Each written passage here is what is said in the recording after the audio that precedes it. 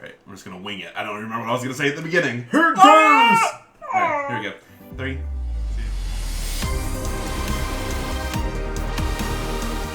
Hi everyone, and welcome to another Atmos Gaming video. So we're back from the store championships, the set championships. It was really awesome seeing a whole bunch of people super excited and like motivated and invested in competitive Lorcana. Yeah. Like we've been playing it for fun. We've been probably being a little bit more on the try-hardy sort of level of it.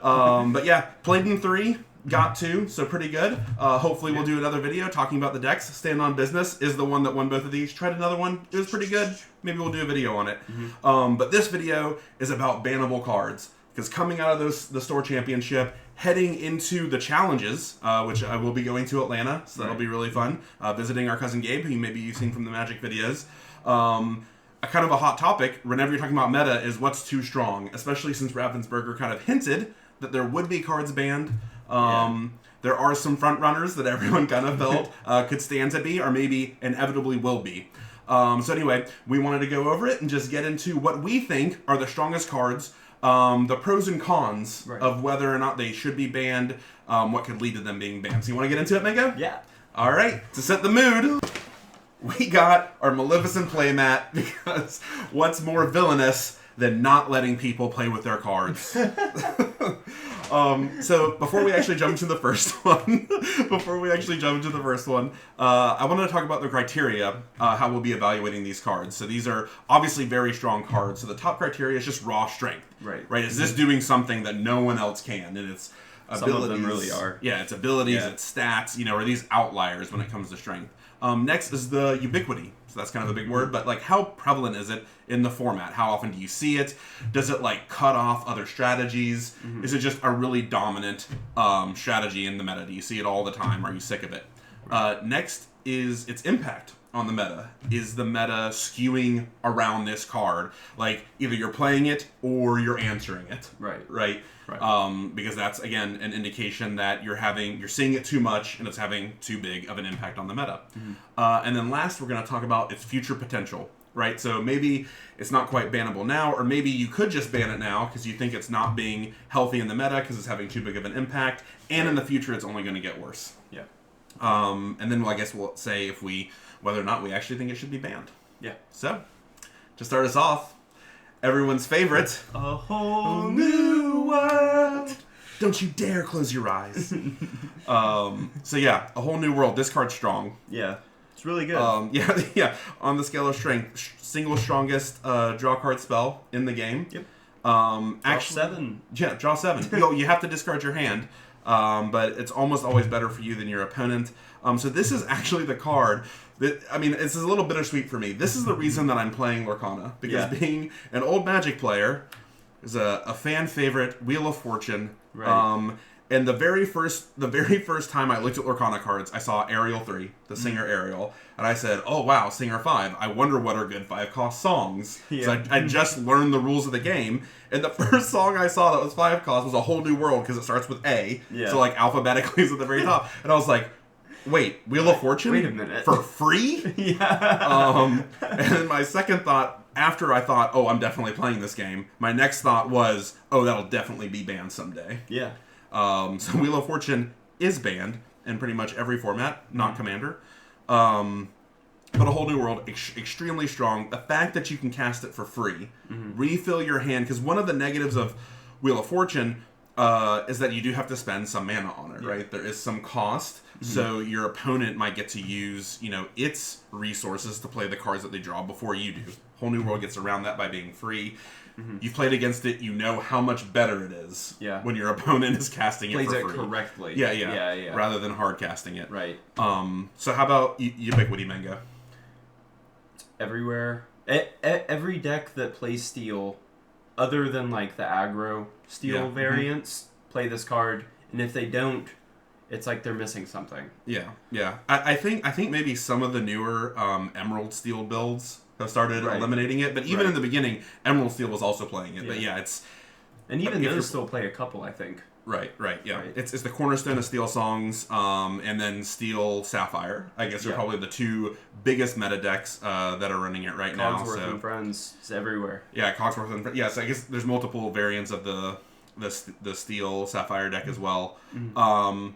So another issue with this card is it's basically impossible to interact with, right? The only way you can kind of deal with it is by removing every single thing that can sing it. Yeah. Right? And that's the actual strategy. Like, you played against this card, you're like, oh, they have something that has Singer 5 or is a 5 cost. I've got to get rid of it. Right. That's, I think, one of the reasons why Cogsworth and Friends is so good. Yeah. Because you never want to exert Cogsworth. Right, because you want to keep him, having his ward from like Maui and stuff. But he's still the escape valve to Whole New World. Yeah. If you need to, because he has wards, so he's even hard to interact with. Yeah. You're going to have to either Lady Tremaine it, or be prepared. And to that point, since those are the ways that you mitigate Whole New World, is not letting them stick anything. Yeah. You skew towards control. Right. Right. You skew towards control, which is also kind of weird because aggro is kind of the best thing to use this, right? Because it's the only other deck that can kind of like dump its hand. Yeah. In order to actually see benefit of it. It's also really interesting, briefly want to talk about how Ruby Sapphire, that does not play Whole New World, if it can stick a fishbone, it loves you to play Whole New World. Yeah, it's just like, it's inviting you to give it more cards. Oh, I'm already, dumping my hand in order to ramp, and then I can again take advantage of Whole New World even better than you can because I have more resources. That resource differential is important. So it's extremely strong. It's played in everything with steel. It's very hard to mitigate. Let's talk about its future prospects. Probably banned at some point, right? Well, it only gets stronger. Right? We only really see this getting stronger in the future. There's only going to be more ways to abuse it. Yeah. As a matter of fact, in set 4, we've already seen shift cards. So shifting is already going down card advantage in a sense. Right. Now we've seen shift where you can discard cards Yep. in order to pay the shift cost. Yep. So that's yet even a quicker way to dump your hand. Like, one of the most degenerate play patterns with A Whole New World is when you're on the play and you go first 2-drop queen. Yep. And then turn 2, what do you do? Well, 1-drop queen. 1-drop queen, and sorry. Then, turn 2, you just shift 5 cost queen and just sing. And sing. So the way that the math works on that, going first, you're effectively playing a 4-3 with 2 lore for 2 and drawing 3 cards. Yep. Is the way that ends up. And they lose their card advantage. Right. That they would have had. Yeah, assuming that they're card neutral. Like, they had 7, they still have 7. If they're card neutral, which they probably are because you're doing it on turn 2, it also mitigates going second advantage. Or going second card advantage. Yeah. Because now you're both at 7. Although they still draw when they start their turn, so it's basically the same. But, yeah, it's just... that's an absurd play pattern. It feels like something needs to be done about that. Yeah. Just like that interaction is pretty silly. I'd like to see the stats, although we're not to that in Lorcana like we are in Magic. I'd like to see the game win percentage when you're going first with Steel Songs and do that on turn 2. Yeah, Queen 2 shift. Queen 2 shift into Whole New World. I bet it's pretty high. Yeah, it has to be. Alright, so let's talk about some reasons why we might not ban this. Although we think, again, we want to say we think that this will be banned eventually. I would say the number one argument to not ban this is that the top 2 decks don't actually play it. And what's the top deck is certainly arguable, but Ruby Amethyst has been Ruby Amethyst doesn't play it. It's the top deck. And then Sapphire Ruby is probably second. Right. Maybe not second in like top 8s, but second in the amount that it's played. Also does not play but like we said, it does kind of benefit from this card. Yeah, which is like kind of a counter, right? Like, it kind of like counters this card because it doesn't play it and it also doesn't hate you playing it. Yeah. The rest of maybe the top 8 decks, you do see quite a bit of it. Yeah. Rounding out there. But yet another one that doesn't play it is like obviously things that aren't steel. Yeah. So Amethyst, Emerald doesn't play it. Yeah, and like Aggro doesn't Ruby, play it. Amber, Mufasa decks, of course. Right. So it's hard to say that you should ban a card that's already not in the top 2 presence decks. Yeah. Because don't those decks just get stronger? Yeah. Like you're significantly hurting their competition. Mm-hmm. Like especially like Sapphire Steel, which I think is like on the come up a bit. Yeah. I personally think it's already maybe the top deck, definitely a top 2 deck. So yeah, that's a reason to maybe not ban it. All right, so another reason that you might not want to ban it is that there's already pretty effective hate against it. Like we've seen Ursula 2, does a great job of mitigating this card. Bare Necessities also can hate out this card. So I guess those are really just 2 answers, and I wouldn't say Emerald is like the most played color. But I mean, if your deck revolves around needing a whole new world, and they get a whole new world out of your hand, like I mean that's pretty critical. Yeah. I lost one of the store championships because my opponent ripped it off the top. Right. The absolute turn that they needed it in the finals. So, and that'll happen with the whole new world because it's just that strong. Like it is I have no cards, no prospects. Oh wait, I sing whole new world with Cogsworth. And the end of the game. And look, I have 7 cards. Yeah, I have 7 cards. And 13 ink. Yeah, I'm playing Tink immediately. Yeah. So yeah. But I personally, so let's take our verdict on this. My verdict on this is that I would not ban this yet. As in set 3. Now, seeing the discard shift, we'll have to see what else there is in set 4. Maybe set 4 is the right time for this. I think it will get its number called eventually. But with what we've seen in set 3, with this not being one of the top 2 decks, I think it's been fine. I think it's too strong. I think it is safe for now. We'll have to see what set 4 brings, and maybe like a month in or so. Yeah, they might ban something, or a couple cards even. Mm-hmm. I guess another way to say it is I would be surprised if a whole new world was not the first card banned. Yeah. Like, I could definitely see it be the first. It is probably the front runner. Yeah. And really the only other one that could maybe lay claim to that is our next one. Yeah. The only other real front runner, the biggest outlier is we get her. The grain reveal. Mim Fox. So another very strong card. For the record, another card that I really, really like. Yeah. I really like this card. But like let's be honest, its stats and abilities for cost is way above the normal rate. A 4/3 rush for 3. Inkable. Yeah, inkable. It's inkable as well. Obviously it has the downside negative of having to return another character to your hand. But I mean, let's just compare it to another card that's arguably too strong. We'll actually be talking about next. Spoilers. Is Maui. Yeah. Maui is a 6/5 for 5 inkable rush, right? So this is -2 to each stat. Yep. And also ink.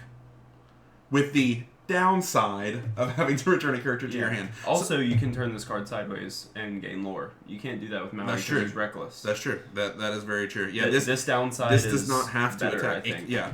Oh yeah, for sure. Yeah. So let's actually talk about that downside. So best case scenario, right? You have a 1-drop. So that effectively makes it cost 1 more.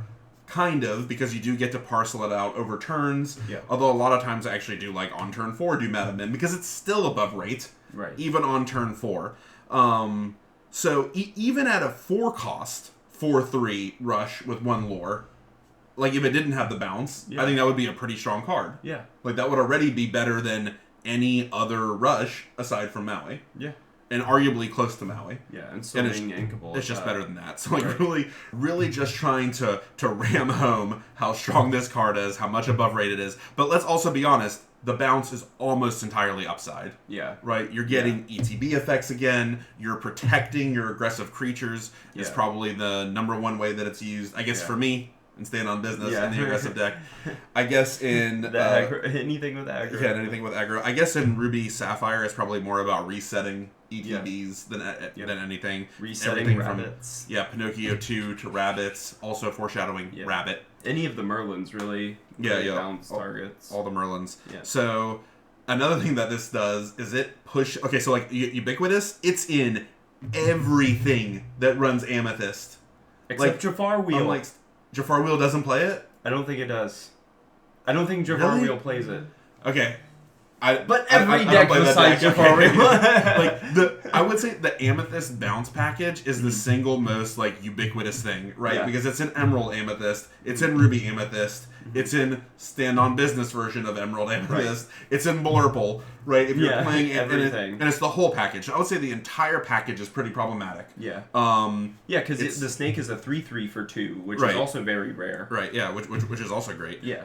This is probably the most problematic. Yeah. I agree. Of them. Again, arguable. I actually don't think this is the most problematic that we'll get to. Of the 2 Mims. Of the 2 Mims, it is the most problematic.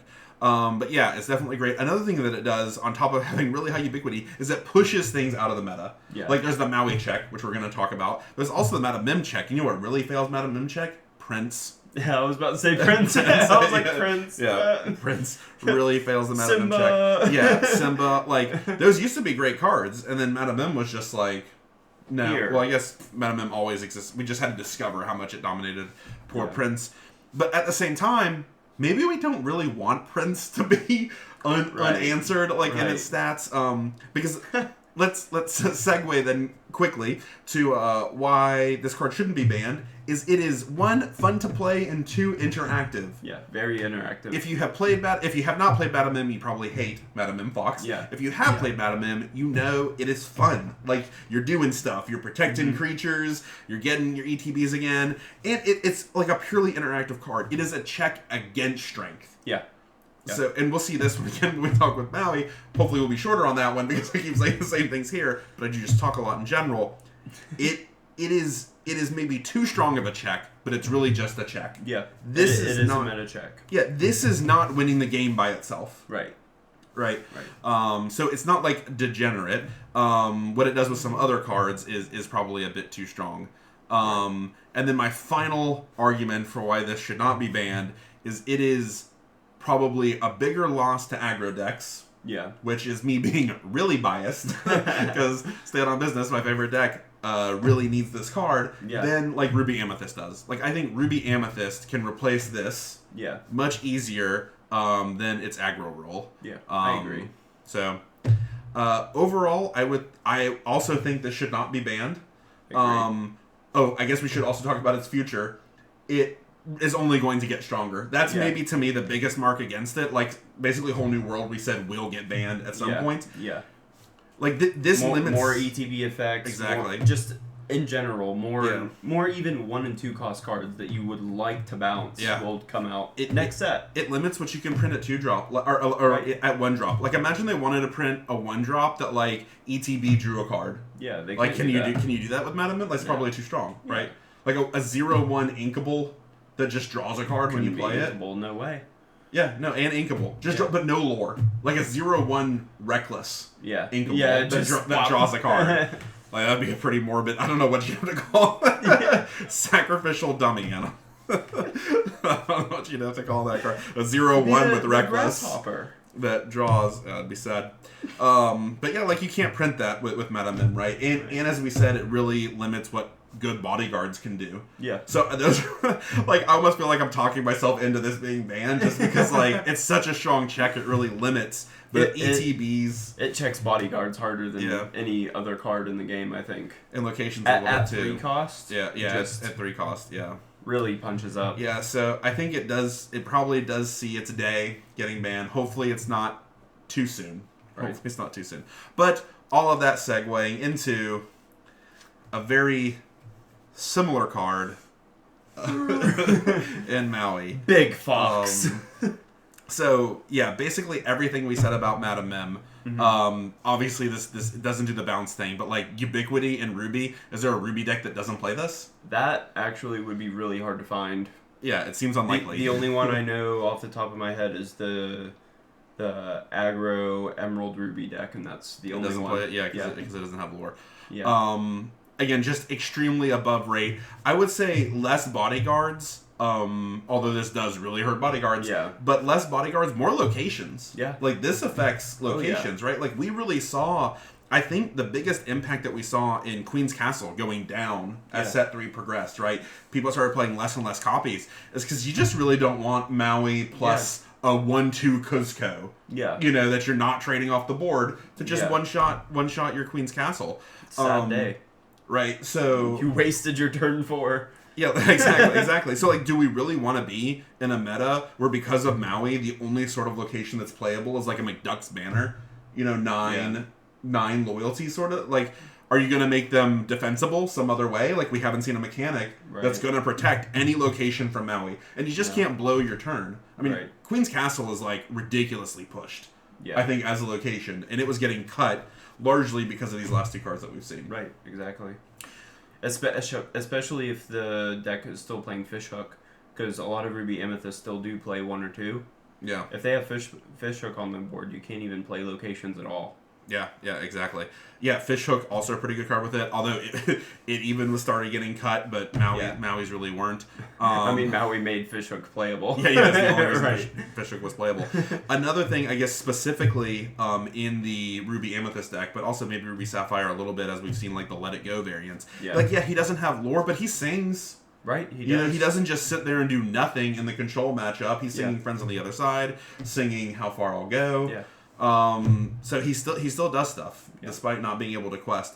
But much like Mim, so now segueing to the other side of it, much like Mim, he's not winning the game by himself, right? He's a check on power. Yeah, he can't even quest. He's a check on power. Yeah, exactly. He might be way too effective. A check on power. To me, the biggest argument for him being banned is what he does to the location design space, and Mim too, in that sense. Like, it does really hurt the location design space, and he just eats too much, I think. Just slightly too much. Yeah. You actually run the stats, right? He's 387 of 456 total characters. Yeah. Mango stats. Yeah. He can eat, so he can banish and not be banished himself.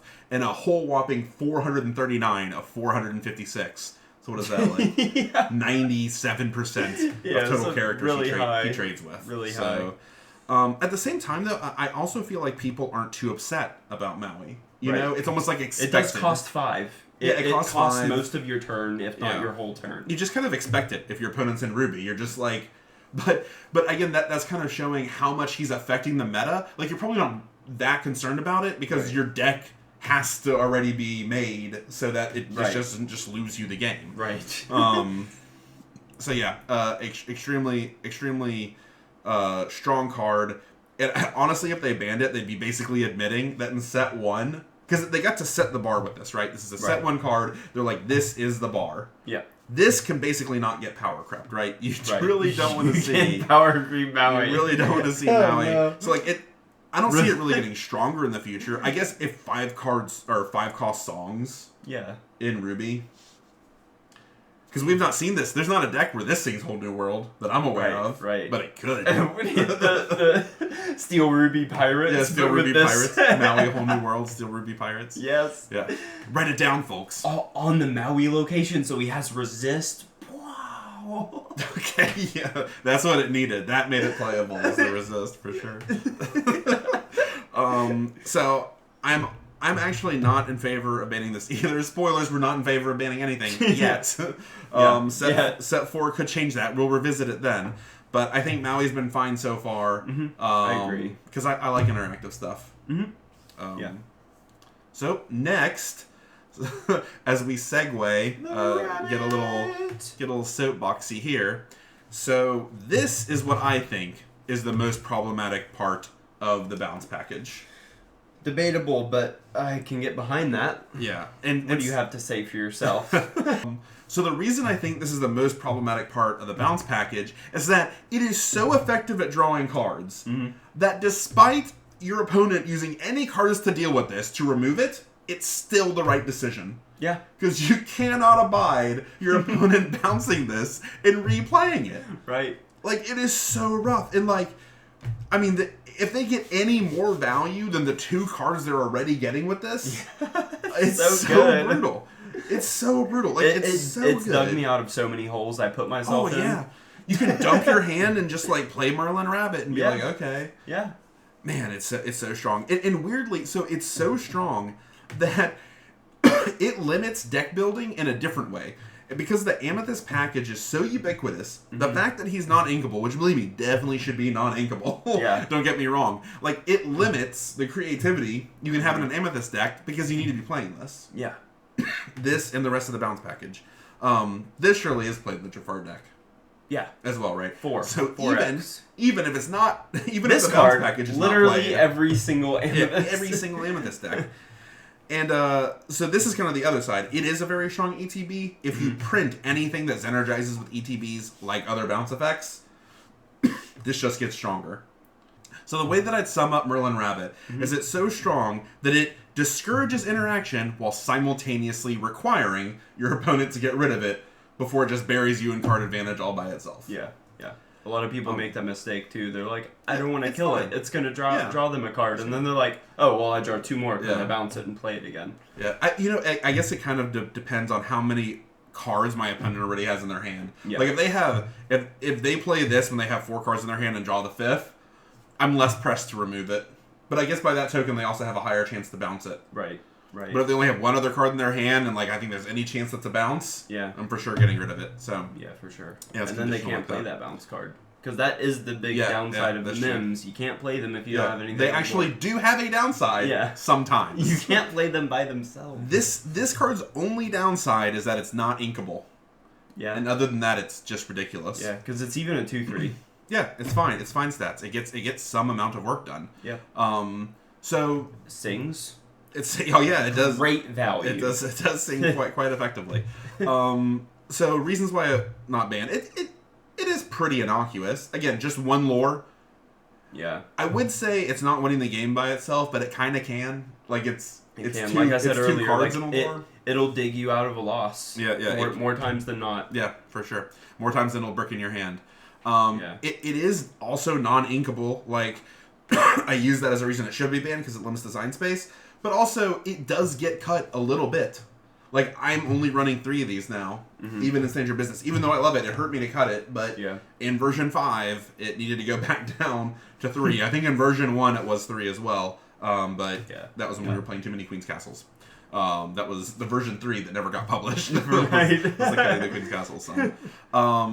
And like there's like maybe there's gonna be more powerful options that do this. Like it is just a draw 2 right now, but we'll probably see more powerful draw in the future. A little more powerful. Maybe like we're seeing like 5 or something. Like that Sing Together draw 5 or whatever. Right. So yeah, this I would say, even with bounce effects and stuff, I don't really see it being like a huge problem into the future. Of all the cards we've talked about so far, I think this actually has the biggest chance to be power crept. Yeah, that is true. Just by being non-inkable. Like, they might print some silly stuff. It's so ubiquitous, it just feels... Yeah, just right now. So, weirdly, all the other ones I've said, I think they've actually been fine, but they probably will be a problem. This one I feel like maybe should have been banned. should have been banned. Yeah, maybe should not have been in the meta, but is maybe fine going forward. Yeah. So, yeah, I still wouldn't ban it, though. Yeah, we'll see. I don't think this card is going to get banned, but I do think it's very good. So the last one we want to talk about in the top group, which we never said at the beginning, but these we call legitimate issues. Yeah, that's the name of this. 4 legitimate issue cards. The 4 legitimate issues. 5, because this one did just make the cut. 5, yeah. Our good friend Hiram. The toy maker. So, once again, like we've seen the other cards, this card is just really above rate. Yeah. Like, Merlin would be the best at drawing cards if it wasn't for our 4-cost inkable friend here. Yeah. Hiram. The fact that this can basically draw 4 before your opponent can really interact with it, because your opponent probably is not... I mean, it has happened too. I have had... Like, it has gotten Madame Medusa. Yeah. You know, because it's just that strong. Yeah. You know, you have another popsicle sitting there.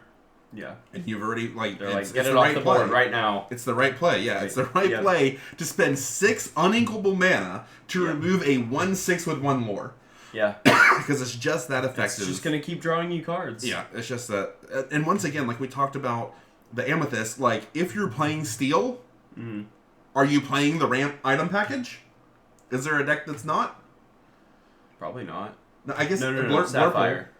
Sapphire. What did I say? Steel. A Steel, I'm sorry. Yeah. Sapphire. Yeah. Yeah. Does Blurple does... There is a version of Blurple that does play it. Yeah, right? there's a version that does and a version that doesn't. Yeah, but your version didn't, right? Yeah, they do about the same thing. Really. Yeah. So, I mean, we all know what Hiram does. The absolute backbone to Ruby Sapphire and Sapphire Steel. Yeah. I mean, really just Sapphire in general. If you have any items in your deck, you have 4 Hirams. And again, it's such a big package, too. Like, that's the thing about Ruby... or the Amethyst bounce package in this package, is it's eating up several spaces in a deck. Like 8 to 12. Yeah, which limits some creativity. Again, I think the meta has actually been quite diverse. Yeah. You know, I think the meta is actually vibrant and diverse. So I'm not saying this is like a huge problem, but I can see it being a huge problem going forward, right? Because like either you power creep this out, like that's the other thing to realize about these cards. Like if you want Sapphire to do something other than Fishbone Quill Popsicle Hiram, you have to present them a better option. Yeah. Moving forward, because we haven't seen any rotation, right? There's no planned rotation of sets like in legalities. So either this is what's played, or something better has to come along, and I'm not sure I want to see something better. Yeah, than this at the moment. I would also say that this is like, I really don't like Hiram's play pattern, maybe less than the other ones, because it's like, if I draw it and the deck does its thing, it feels broken. If I don't draw it, my deck doesn't do the thing. And it just feels bad. Yeah, and it just feels bad. Like, imagine how many more slots are being taken in the decks that play Hiram to basically ensure you get a Hiram.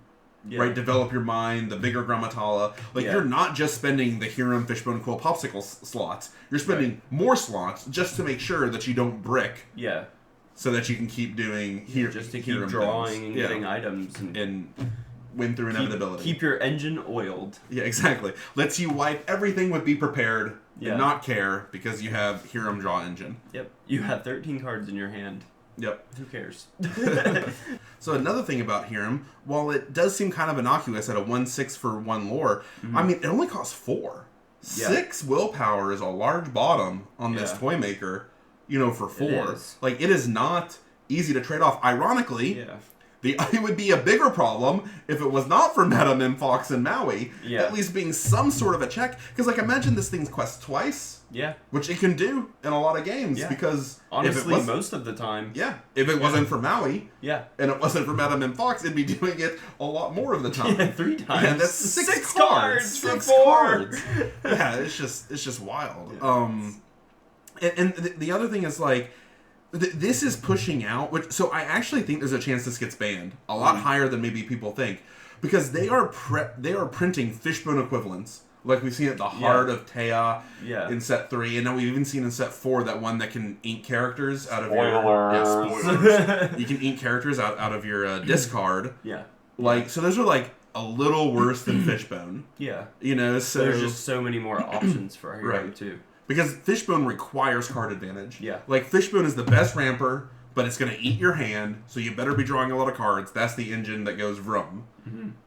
But if they ban Hiram, then Fishbone can't go vroom quite as good, and now you're more interested in the cards that don't eat your hand and still ramp you. Yep. So I think it's a little too good, again, at what it's doing, and I'm not sure you're going to... It doesn't look like they have interest in pushing it out. Like, now we've seen yet another card that's just worse than Fishbone. Yeah. All right, you ready to talk about why we might not ban Hiram? I mean, he doesn't win you the game. He draws you a ton of cards, but if those cards are just still your small cards, or you didn't ramp enough, so you do draw the Tamatoa and you can't play it yet. Yep. You're just sitting there with a lot of cards. Yeah, he quested for 1. Yeah. And then he doesn't banish anything back. Like, he doesn't trade because he only has 1 strength. Yep. So when they do get it off the board, they take very little damage. Yeah. So there's... And he also requires a lot of support. Like, we've been saying a negative is how it limits design space. Yeah. But at the same time, he needs a lot of support to do his thing. Yeah, you're still spending that ink to play more items to banish. Yeah, to banish. So you have to... Yeah, exactly. You have to play a bunch of items in order for him to be good. Until you get the Tamatoa, it's not a real... Yeah. You need some amount of recursion, which he does limit, as we kind of talked about the other cards. He does limit the design space of items. Like, we don't need another Popsicle equivalent, but I kind of wish we did have other sort of Cantropy items. Yeah. But, like, they're too good with Hiram. Right? Like, you can't do more Cantropy items. Yeah. You can't really do more recursion. Yeah.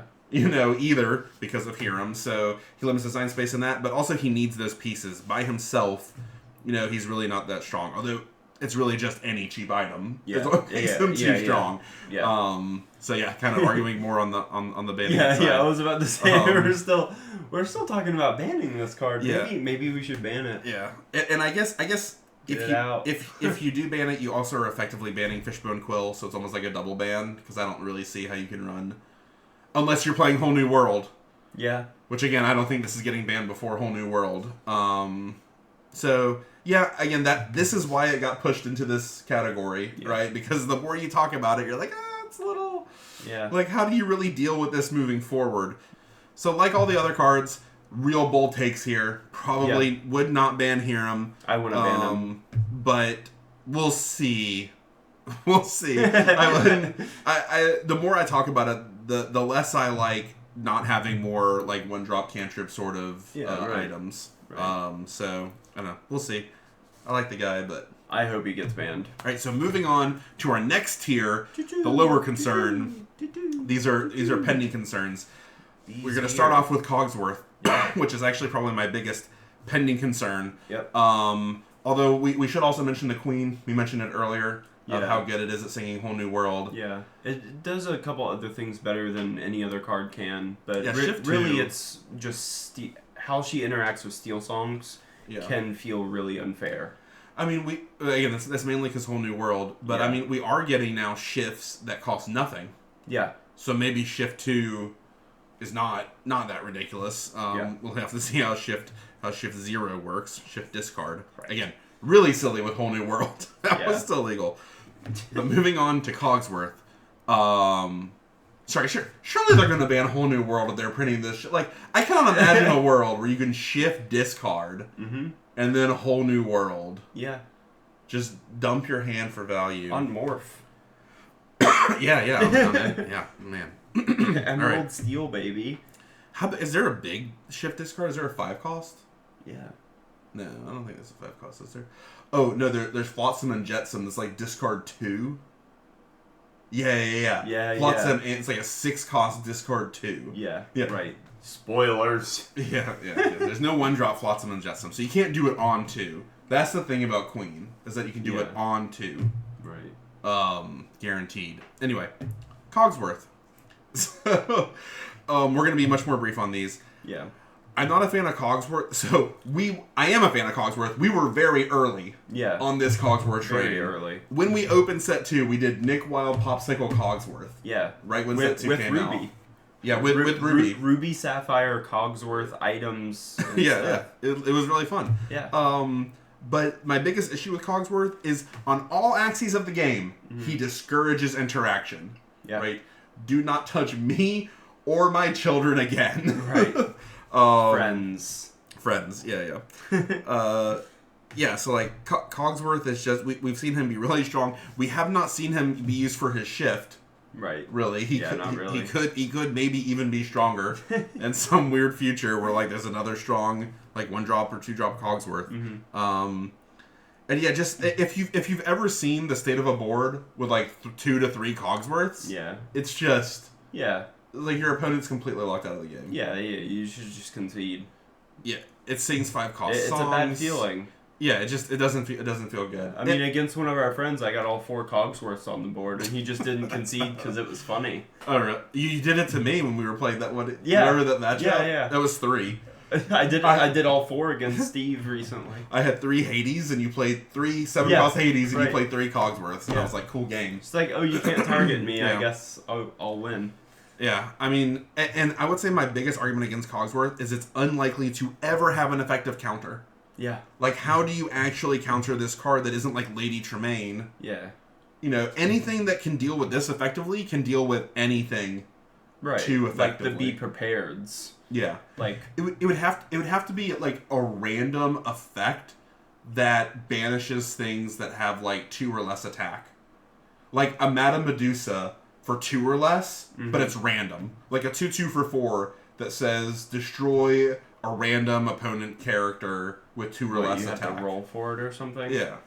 I don't see Lorcana doing that yet. Maybe. Magic does random effects. So it'd have to be something like that that's very targeted at like dealing with him. So I'm not sure how much to get around Ward. I'm not sure how much I'm into this going for. Yeah, the fact that it has Ward just makes everything else hard to interact with. Yeah. I don't think it's a positive play pattern, although I think the card's really cool. Yeah. It's definitely not a problem yet. Right. We will see. Right, so next we have a card that I was actually surprised to see as many calls online to ban. Be Prepared. Kind of surprised people that don't like it when their cards get banished. Yeah, maybe this was a factor of more people like playing competitive than had before and just aren't used to board wipes. Maybe they thought stop overextending. Yeah, that's right. Don't overextend. Although honestly, most of the decks in the meta just overextend into this and are kind of okay with it because everyone has infinite card advantage. So I think for the record that this is healthy for the game. Yeah. And should not be banned. The only argument I see is the fact that it can be sung. Yeah. I have seen specifically Ruby Sapphire sing this with Scar. Right. Which is tough because Scar being 2 lore does pressure the board. Or pressure the game state towards them winning. So you do have to contest it. Yeah. It's probably eaten 2 of your things reset, and then it's just threatening you to play more things, or it's just going to keep questing. Right. And then if you do extend into it, then they can sing Be Prepared into Automatoa, right? Again, obviously Ruby Sapphire here. Yeah. But, like, that is the dangerous play pattern where you're like, okay, maybe this shouldn't be a song. Right. So the only way I'm in support of banning this is if it is immediately replaced with a not song version of it. And honestly, it being song is probably going to be stronger. Yeah, in the future, true. in the future as well. So, I just noticed that it references teeth and ambitions in the flavor text. Our teeth and ambitions are bared. Yeah. Yep. So yeah, be prepared. Definitely do not think it should be banned or should have been banned. Yeah. But maybe it can in the future if it's just too strong for being a song. All right. Next we have Jafar. Good old Jafar. Makes Jafar. you scared from 5 lore. Someone might have suggested in the review that this card should be banned preemptively. I wonder who that was. I don't know. An idiot. Yeah. So, Jafar has turned out to not be that strong. I'm not sure why. I also decided I don't like it early on. I think it's strong. Early I think on. it's still good. I don't think it's bannable. I don't understand why it hasn't performed. Like, this deck just seems like it should have a higher both play rate and win rate than it does. But the reasons I decided I don't like this is because of what it does with Whole New World, and almost like I was preemptively hoping they don't have to ban Whole New World. You know, want to have as much life as possible. So I thought this was a direct threat to it. And also, it's entirely non-interactive, right? Yeah. The idea is it has evasive and shift, so that it does its OTK. Yeah. And like, Lorcana doesn't have instance, so if your opponent's just gonna OTK, you know, out of nowhere. And right now, the main issue with the deck is it doesn't actually have like a board wipe or like a tremendously effective way to deal with what your opponent's doing. Right. So that's like its only mitigation. Although honestly, it's still pretty good at it. Yeah. It's probably better than... Again, I don't understand actually why that deck is not great. Like 3-cost steal songs, blue fairy for extra card advantage. You can play bounce package if it wanted to. Yeah. I think there are versions of the deck that that are good. Just people try to focus too much on the Jafar. Yeah, that's what I think the latest version we saw only ran 2 Jafars and only 2 Whole New Worlds. So it really is like I draw enough cards to assemble my OTK, but that's like not the main plan. Right. So yeah, I think Jafar in the future can present a problem, again, being evasive, being a 4/5. Like we already know there's a sing together song that's a 10 sing together that draws you 5. And he's 7. And like you can shift him with for Ursula, 6. if you sing it twice, that's 10 lore. Yeah, like you can do 2-drop, 3-drop, and then on 5 shift Jafar on your 2-drop, and then sing with the 3-drop, sing 10. Yeah, you know, wild. Yeah, so wild. That's pretty strong. So yeah, we'll see. Not a fan of this card. Thought I would be. It was pretty hype early, but yeah, not a huge fan. So next, a favorite of mine, although we did say in the review that this has a chance to be a problem in the meta. Yeah. I wasn't totally convinced it would be. And I think it's turned out about like I expected. Yeah. Where it is undeniably strong. Very strong. Very hard to deal with this card in any sort of advantageous way. Yep. Basically just let the storm rage on. Yeah. That's basically the if only you're not way. in steel, you're not exactly happy about that card being on the opposing side. Yeah, and it's even with other hand hate options, it can even eat up Ruby Amethyst. Right. Like Ruby Amethyst doesn't feel great about dealing with this card. Right. Either, unless it's running Teeth and Ambitions, which not many do. And even then, it's just a 1-for-1. Yeah. It's like a tempo negative. I mean, it can be sung, but it's still like a tempo negative 1-for-1. Yeah. Maybe even 2. So right now, aggro is not a problem unless you play Stand on Business, then it's a problem for everybody. So, but if aggro ever does become a problem, this is going to be leading the pack of problems. Yeah. I mean, it's just depressing when your opponent goes first. Yeah. They play one of these, and then on turn 2 they play another one. Yeah. And you're just like, yeah, you're against it. What? Why? Yeah, you're Stop. like, yeah. If you don't have aerial in to grab your sword, yeah, you know, you're not, or like any shift. into grab your sword, like Robin Hood shift into grab your sword, you're definitely worried. So if you're playing any ramp deck, the game's almost lost. Yeah, the game's basically over. Yeah. It's definitely a very strong interaction check, maybe 2 of a strong interaction check. So, yeah, maybe it hits the chopping block sometime in the future. This one is one of the biggest question marks in Tier 2, I think. Yeah. So this is partly why we're doing this video, is because this card had the interesting discussion when Seen Together came out. Everyone was like, oh my god. Yeah. Ursula, Deceiver of All. Sing 10 cost songs twice? Yeah. And then some Discord mod was like, yeah, it works. I think it was a Discord mod or like Reddit mod or someone. Yeah. And then apparently someone official from Ravensburger was like, hold your horses. Yeah, don't say yes yet. So don't say yes yet. It says whenever this character sings a song. So I do think they would have to errata this in order for it to not work. It would have to say sings a song alone. Alone, right? That because it is with Sing Together. They would basically have to say that singing together is not the same as singing. Right. Right. Which is almost like that's awkward or kind of an errata in itself. Yeah. So this might be the first errated card. Yeah. Because I guess there's some debate. Although because you don't want to just ban it. That wouldn't be fair.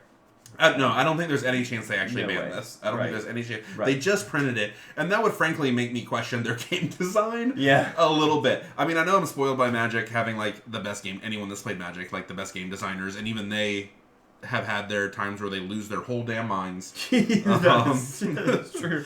But having just printed Ursula 3 and then the next set being like, here's an entire mechanic that makes this card completely broken. Way too good, yeah. That would be concerning. Although I do understand potentially needing to errata it, because this does, as we've said with other cards, this limits the design space of songs. Right. Because then they have like real constrictions on what they can make sing together if they allow it to be sung twice with this. Right. I mean, that was the huge thing. Which is like, already close to that. Like, it feels close to that already. This was already limiting the design space of 3-cost songs. Right. But they were just 3-cost songs. Like, you're not getting grab your sword twice. Right. Because that would for sure be a problem. Yeah, that would be a big problem. But if there's a sing together grab your sword... Yeah. Now it's a problem. Right. Which is why they are probably going to have to errata this. Yeah. So this might be the first ever errated card. I have a strong feeling that it's going to be too strong with Sing Together. Especially if Sing Together is more than just Actually, there is a Sing Together, grab your sword. Is there? Yeah, do 3 damage to 3 characters. For how much? Like 8 or 9 or 3 something. damage to 3 characters? Yeah. Wow. Okay. Yeah. Probably too good. That's crazy. Yeah, because copying it means you can also like do it to the same 3. Yeah. Yeah. Whew. So probably errated. I'm not sure exactly how that got past. We will see. We will see. Yeah. Tiana returns. Save us all. Maybe a power crap Tiana. So, at the beginning of set 2, this would have been the runaway favorite. Yep. Runaway favorite for ban this card. Yep. And then people read what Madame Medusa did a couple more times. And we said, does this take the slot of Lady Tremaine? And we thought no. Right. But we did even say in the review, maybe you run both. Yeah. And as it turns out, maybe you run both. Two each, you two know? Each. Three one way. It's whatever you're feeling. But obviously Madame Medusa has been the check against this card. Mm-hmm. But this card just holds the record for asking nothing of you. Yeah. It's a 3/5. Hence why it's still the most expensive card. Yeah, it's just it's ubiquitous in how good it is, but it has such a strong answer in the meta that it gets cut. Yeah. It gets cut from decks. If you had told me in set 2 that people would be like, I'm playing the common beast. Yeah. I'm playing the 4/4 beast that gets rid of an item. Yeah. Instead of this, I'd be like, sure. You're bad. Yeah. You're bad. You don't know. You're clearly not competitive. Clearly. But yeah, I mean, it's still undeniably strong, and like it's just so like base value ridiculous. Yeah. That I could see it being a persistent problem. That's again why even with it getting cut, it's holding its value. Yeah. Because like you're not printing something sillier than this. Yeah, you're not. I don't think. So. Yeah, and even if it does have damage, it's a 7/4. Yeah, right? yeah, exactly. Like it's a 7/4. A 7/4 for 5 with 2 lore. Yeah. Sure. I will say, let the storm rage on. Also, a pretty effective way to deal with this. Yeah. You know, it merely turns it into a 7/4, Yeah. and maybe just costs you some ink or a little bit of tempo. Yeah. So that's a pretty effective way to deal with it. And then obviously, again, like we said, Meta Medusa. Yeah, Meta Medusa. And Zeus. Let's not forget Zeus. Yeah. Along came Zeus. Mango is right about Zeus being good and largely Yeah. good because of things like Beast. Yeah. And Zeus is actually a great segue to the reason that this card might even be better than Beast Tragic Hero is because it does not get banished by Zeus. It does not. Does still get banished by Lady Tremaine, and once or not Lady Lady Tremaine, yes, but Madame Medusa is by far the best way. It is the check on this card. Yeah, is the check on Robin Hood. You can also like do some damage to it and then shoot it. With something. Challenge then Zeus it. Challenge then Zeus it. Or or if you're playing against other. I guess it is other steel decks necessarily, like Tinkerbell. Yeah. You know, if you're in steel, you have a much better chance of dealing with this than you're not in steel. But honestly, and I had a rant on this in some other videos, but to me, the Shift 3 is the most dangerous part because it changes the way that, like, if your opponent Robin Hood's on 1, you can't really quest on 2. Right. Because if they have it or not. Yeah, they're just going to gain 2 lore and eat your card. Yeah, and eat your card. Which, that's bad. That's game losing. Yeah, that hurts. That's game losing. And, and it threatens to get the card back. Again, that's what we've been talking about, trying to get around. Yeah, getting the card back. So, yeah, it's Madame Medusa. Madame Medusa is the only effective way to deal with this card. Mm-hmm. And so just thinking, again, how that limits other decks, other design space. Like, Madame Medusa probably isn't staying around forever, right? It's a 4/4 for 6 uninkable with only 1 lore. Right. We'll see. We don't think that should be banned. I'm not saying this should be banned. I just mean like in the meta, like that can get power crept by something. But again, this is just this is so effective at what it does. Yeah. And the Shift 3 was more impactful than I thought. So yeah, Robin Hood pretty strong. Not really a problem now. Maybe it is in the future. Yep. But that does it. That's all the cards we wanted to talk about. Let's bring back those heavy hitters. All right. The potential actual problems. Bang. And Mango actually interested something neat about this. These are all rares. Yeah. These are just rares and 1 super rare. 1 super rare. But of the borderline cards, there is 1, 2, 3, 4 legendaries, 2 rares, and a super rare. Yeah. So, it's the rare cards. Yeah. Coming through. And they have held value, right? This is like $10. Yeah, this is the most expensive rare. 10, 11. This is the second or third. This is the most expensive super rare. Is it? Yeah. Like 15, 16? Yeah. Is Hiram worth anything? Was Hiram? No, these two deck? are pretty cheap, but... Was Hiram in a starter deck? Hiram was in a starter deck, and so was Merlin. Oh yeah, that's why it was in the Ruby set. Wasn't a Ruby Sapphire starter deck? That's why he even built that deck to start with. Like Gaston. Yeah. So yeah, these are the cards. I would say this one here probably banned first. Yeah. And then I kind of hope none of the rest are banned. Honestly, right? I guess if I were to put them in like the priority of how I think my ban priority would be this, and I would acknowledge. Oh, you're gonna put Hiram. You're gonna do yours. I'm gonna do that. You're gonna do that. Do you think these two are switched? I don't know. As I was talking about it, as I was talking through it, I do feel like I talked Hiram about up to that slot, but I think like we said, I think moving forward, this is probably more of a problem. But looking in the past, this has been more of a problem. Yeah. And I think that putting this here instead of in second is mostly bias. I think this card is pretty good. Yeah, it is. I just like it so much. It's interactive. We put the interactive cards back here and the insane card advantage cards here. Right. So, but I do love all 5 of these cards. Yeah. And play them all. Great cards. Yep. Make the game of Lorcana what we love. Yep. So, but maybe we don't get to keep them around for forever. Sadly. In the name of new development. Yep. It's a whole new. Just cut it off right there. All right, Mango. We're finally done. Sat here and talked my little mouth off. These are the cards that we think are the most powerful, the most likely to get banned. Let us know your thoughts. Let us know how bad we are at the game, how bad our opinions are, and why your opinions are better. I'd love to hear it. Let us know if you think any of these should be banned or the other group. Or maybe you think they should be banned at the beginning of set 4.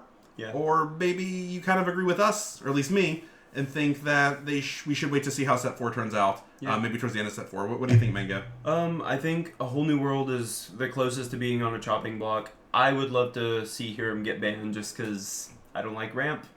Ramp hater. Yeah, ramp hater. I don't like the game getting to a certain point and one person just winning because the game got that far. Because the game got that far. Fair.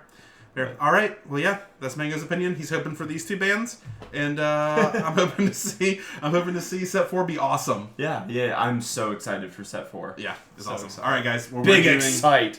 Have a great day. Review next.